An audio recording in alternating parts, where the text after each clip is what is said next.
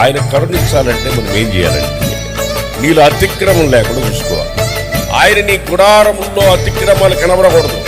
నీ గుడారాన్ని స్తుతులలో ఉల్లాస గానాలతో ఉత్సహించి సంబరాలు చేసుకునేటట్లుగా నీ కుటుంబాన్ని చెయ్యాలంటే నీ గుడారంలో ఏముండకూడదు?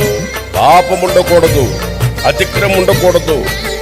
గుడారం అంటే ఇదే గుడారం. భూమి మీద గుడారం శిథిలమైపోయిన చేతి పని కాక దేవుని చేత కట్టబడుతున్న ఒక నిత్య నివాసం మనకు ఉందంటే ఈ గుడారంలో అతిక్రమం ఉండకూడదు. నిన్ను కరుణించాలంటే నీ గుడారంలో ఆయన కరుణ నీ గుడారం పక్షాన ఉండి నిన్ను దాస్యములో ఉండకుండా నిన్ను విడిపించి నీ కుటుంబాన్ని, నీ వంశాన్ని, నీ పిల్లల పిల్లల్ని కొండ మీద నీ గుడారాన్ని కట్టేటట్లుగా, నీ జీవితాన్ని మార్చేటట్లుగా ఆయన కరుణ మన మీద ఉండాలి. మన